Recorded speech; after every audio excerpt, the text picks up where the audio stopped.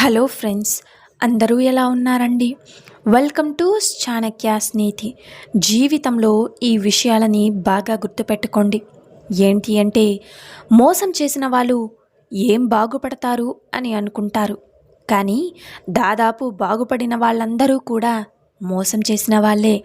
అలాగే నువ్వు నమ్మిన వాళ్ళు మోసం చేస్తే కుమిలిపోవద్దు. గుడ్డిగా నమ్మడం నీ తప్పు, సరిపెట్టుకో. కానీ ఒక్కటి మాత్రం గుర్తుపెట్టుకోండి, దేవుడనేవాడు ఒకడున్నాడు. వాళ్ళ లెక్క సరిచేయకుండా అస్సలు ఊరుకోడు. అలాగే ఒక చిన్న కథ చెబుతాను, వినండి. ఒక తండ్రి వద్దకు కొడుకు వచ్చి ఓ పేపర్ ఇచ్చి, నాన్న, ఈ పేపర్లో ఉన్న 50 మంది నా స్నేహితులు, వీరిని నా పెళ్ళికి పిలుద్దామని అనుకుంటున్నాను అని చెప్పాడు. అప్పుడు తండ్రి, సరే, ఆ జాబితాలో ఉన్న వారందరినీ నేను పిలుస్తాను, నువ్వు వెళ్ళి మిగిలిన పనులు చూసుకో అని చెప్పాడు. పెళ్లి ముహూర్తం దగ్గర పడింది. ఇక పెళ్లి మండపంలో చూస్తే తన స్నేహితులు కేవలం 10 మంది మాత్రమే కనిపించారు. ఇక వెంటనే కొడుకు వాళ్ళ నాన్న దగ్గరకు వెళ్ళి, నాన్న, నేను నీకు 50 మంది జాబితాను ఇచ్చాను కదా, మరి కేవలం 10 మంది మాత్రమే ఎందుకు వచ్చారని అడిగాడు. మిగిలిన వారిని మీరు పిలవలేదా అన్నాడు. అప్పుడు ఆ తండ్రి, నువ్వు ఇచ్చిన జాబితాలో ఉన్న వారందరినీ పిలిచాను, కానీ నీ పెళ్ళి అని చెప్పలేదు.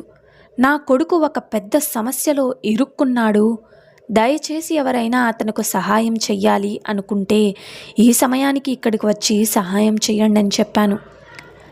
జవాబు, అయితే బాబు, ఇప్పుడు వచ్చిన వాళ్ళంతా నీ నిజమైన స్నేహితులు. మిగిలిన వారు స్నేహం ముసుగులో ఉన్న పరిచయస్తులు.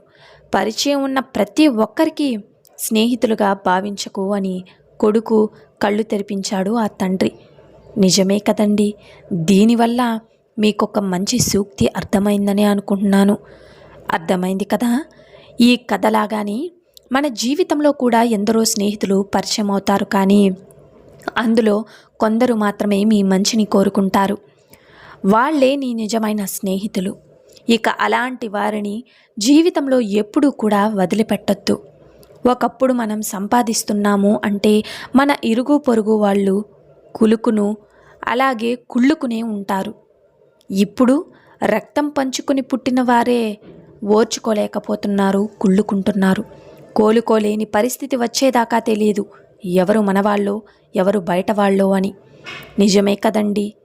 అలాగే ఒక్క విషయం గుర్తుపెట్టుకోండి, ఏంటి అంటే, డబ్బు ఉంది కదా అని లెక్క లేకుండా ఎవరినైతే నువ్వు చులకనగా చూస్తావో చివరికి వాళ్ళే మీ దగ్గర నుంచి మనుషులుగా మారిపోతారు, అలాగే పెద్ద మనుషులైపోతారు. డబ్బు ఉందని నువ్వు ఎవరినైతే దగ్గరికి తీసుకుంటావో ఇక వాళ్ళు నీ పతనానికి కారణమవుతారు. ఎందుకు అంటే, ఈరోజు నీ దగ్గర డబ్బు ఉంది కాబట్టి వాడు నీతో వచ్చాడు. అదే డబ్బు ఈరోజు నీ వద్ద లేదు కాబట్టి నిన్ను వదిలేసి వెళ్ళిపోయాడు. చివరగా ఒక్క మాట, కాలువలో ఉండే పడవ బండికి మోస్తుంది, అదే రోడ్డు మీద ఉంటే బండి పడవను మోస్తుంది. ఇక జీవితంలో మనం కొన్ని కావాలని ఇష్టంగా తెచ్చుకుంటాం, ప్రేమగా చూసుకుంటాం. అది ఎంతలా అంటే వాళ్ళు లేకపోతే మనం క్షణం కూడా ఉండలేనంతగా. కానీ ఒక్కసారి మన జీవితంలో నుంచి వాళ్ళని దేవుడు తీసేశారంటే వాళ్ళకన్నా గొప్పవారు మన జీవితంలో ఎవరో వస్తారని అర్థం. గుర్తుపెట్టుకోండి, నీ నవ్వు వెనుక ఉన్న బాధని, ఇక నీ మౌనం వెనుక ఉన్న అర్థాన్ని, నీ కోపం వెనుక ఉన్న ప్రేమను ఎవరైతే గుర్తిస్తారో వారే నీకు నిజమైన స్నేహితులు. ఎవరైనా నవ్వితే మీ వల్ల నవ్వాలి, కానీ మిమ్మల్ని చూసి నవ్వకూడదు. అర్థమైంది కదండి. ఎవరైనా ఏడిస్తే మీకోసం ఏడవాలి, కానీ మీ వల్ల ఏడవకూడదు. గుర్తుపెట్టుకోండి. వినడానికి ఈ వాక్యాలు చిన్నవే కావచ్చు, భావం మాత్రం పెద్దది. కాస్త మనసు పెట్టి ఆలోచించు, నీకే అర్థమవుతుంది. ఇక చేపలు పట్టేవాడు గాలానికి ఎరకట్టి నీటి లోపల వదులుతాడు. గాలానికి కట్టిన ఎరను చూసిన చేప ఆ ఎర రుచిగా ఉంటుంది అని ఆ ఎరను పట్టుకోబోయి ఇక గాలానికి తగులుకుని ప్రాణాన్ని విధిస్తుంది. కాబట్టి నీ కళ్ళతో చూసింది, చెవులతో విన్నది నిజం కాదు. ఇక వాటి వల్ల వచ్చే సుఖం తాత్కాలికమే, అది తుదకు విషంగా పరిణమిస్తుంది. అందుకే అత్యాశతో తొందరపాటు, ఆతృత, ఆలోచనత కార్యాలు చేసే ముందు జాగ్రత్తలు పాటించాలి. ఇక 5+5 ఎంత అని అంటే 10 అని చెబుతారు ఎవరైనా. మరి 12-2 పోతే ఎంత అంటే 10 అని చెబుతారు. ఏంటి ఈ 10 గోల, ఇదేమైనా గొప్ప విషయమా అని మీరు అనుకోవచ్చు. కాస్త శ్రద్ధగా వినండి. లెక్కల్లో 10 రావడానికి చాలా మార్గాలున్నాయి. ఇదే నీ జీవితంలో కూడా. గణితంలో 10 అనే నెంబర్ రావడానికి ఎన్నో మార్గాలున్నాయి. మన జీవితంలో కూడా మనం విజయం సాధించడానికి 1000 మార్గాలున్నాయి. నీకు విజయం ఇచ్చే ఆ మార్గం ఏంటి అనేదే నీకు నువ్వే కనుక్కోవాలి. మనం జీవితంలో ముందుకు సాగడానికి ఈ 3 విషయాలు గుర్తుంచుకోవాలి. 1, మన వెనుక ఉన్న జీవితం కంటే మన ముందు ఉన్న జీవితం చాలా ముఖ్యమైంది అని. ఇక 2, ఈరోజు మనం చేస్తున్నది రేపు మనం ఉండాలనుకున్న ప్రదేశానికి మనల్ని చేరవేస్తుందా అని, లేదా ఇక్కడే చేజారుస్తుందా, నిన్ను నువ్వు ప్రశ్నించుకోవాలి. ఇక 3, మన గతానికి ఖైదీగా ఉండడం కూడదు. గతానికి ప్రస్తుతానికి విజయ వేదిక వాడుకోవాలి. ఎప్పుడూ నలుగురు మీ గురించి మీ వెనకాల మాట్లాడతారు అంటే ఇక ఈ 3 విషయాలు మీలో ఉంటేనే మాట్లాడతారు.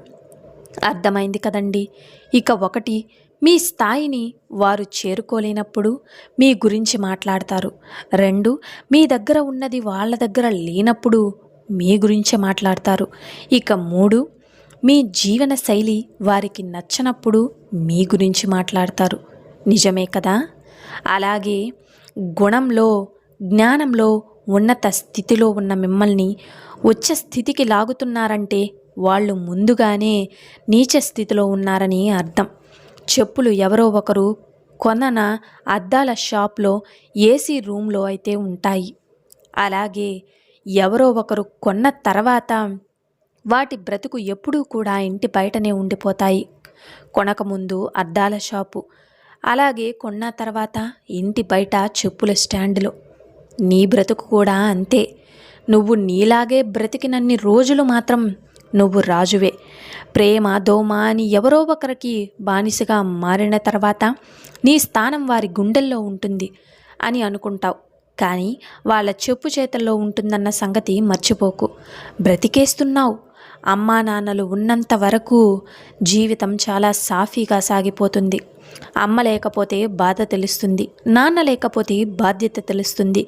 ఇద్దరు లేకపోతే ఎందుకు అంటే ఏమిటో తెలిసి వస్తుంది. సులువుగా లభించే గెలుపు కన్నా కష్టపడి సంపాదించిన విజయానికే విలువ ఎక్కువ. గుణాన్ని బట్టి గౌరవించే కాలం కాదు, ఇది డబ్బును చూసి గౌరవించే కాలం. నిజమే కదా. కోటలో ఉన్నామా అనేది ముఖ్యం కాదు, సంతోషంగా ఉన్నామా లేదా అనేదే ముఖ్యమని తెలుసుకోండి. పేదరికం అంటే డబ్బులు బాగా ఖర్చు పెడితే వచ్చేది కాదు, మీ కోరికలను అదుపులో పెట్టుకోలేకపోతే వచ్చేది. పేదవాళ్ళు కడుపు నింపుకోవడం కోసం తెగిస్తారు, ఇక ధనవంతులు ఆధిపత్యం కోసం తెగిస్తారు. కానీ ఈ రెండూ చేయలేక మధ్యతరగతి వాళ్ళు రాజీ పడి బ్రతికేస్తున్నారు. ఒక్క మనిషి లేకపోతే, చనిపోతే తన వాడిన మంచం, బట్టలు అన్నీ బయటపడేసే జనం అతను సంపాదించిన డబ్బు, బంగారం బయటపడేయరు. ఎందుకు? కాబట్టి డబ్బు ఎంతైనా సంపాదించు, ఎంతైనా పోగొట్టుకో, కానీ మీ వ్యక్తిత్వాన్ని మాత్రం ఎప్పుడూ కూడా పోగొట్టుకోవద్దు. ఎందుకు అంటే అది డబ్బు కంటే చాలా ముఖ్యం. కోపం ఎక్కువగా ఉండే భార్యలో ఉండే మంచి లక్షణాలు ఇవే. 1, చాలా కోపంగా ఉండే ఆమెకు ఉన్న గొప్ప లక్షణం ఏమిటి అంటే ఆమె ఎప్పుడూ కూడా అబద్ధం చెప్పదు.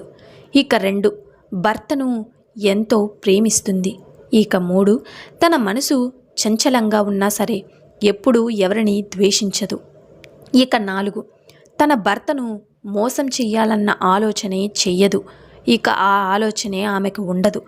ఐదవది మోసగాళ్లను వెంటనే గుర్తించగలుగుతుంది. అటువంటి వ్యక్తుల్ని జీవితంలో దగ్గరగా ఉంచకుండా దూరంగా పెడుతుంది. అర్థమైంది కదండి? నిజమే కదా? మరి ఏ కోపంగా ఉన్న వ్యక్తి, స్త్రీ మీ జీవితంలో గనుక ఉంటే ఖచ్చితంగా ఆమెను ఎటువంటి పరిస్థితుల్లోనూ దూరం చేసుకోవద్దు. పైకి మాట కఠినంగా ఉన్నా సరే మనసు ఎంతో స్వచ్ఛమైనది. సో చూశారు కదండి ఇవాల్టి వీడియో. ఈ వీడియో మీకు నచ్చిందని అనుకుంటున్నాను. నచ్చితే చిన్న లైక్ చేయండి. మన ఛానల్ ఎవరైనా స్టార్టింగ్ చూస్తుంటే సబ్స్క్రైబ్ చేసుకోవడం మర్చిపోద్దండి. ఇలాంటి చాణక్య నీతి మరిన్ని మోటివేషనల్ వీడియోస్ మీకు నోటిఫికేషన్ రూపంలో రావాలంటే పక్కనున్న బెల్ సింబల్ని క్లిక్ చేయండి. అలా చేస్తే నేను పెట్టే ప్రతి వీడియో మీకు నోటిఫికేషన్ రూపంలో వచ్చేస్తుంది. So thank you for watching friends. రేపటి వీడియోలో చాణక్యుల గారు ఏ మంచి మాటలను, ఏ మంచి సూక్తులను మనకి చెప్పబోతున్నారన్నది మనం రేపటి వీడియోలో అయితే తెలుసుకుందాం.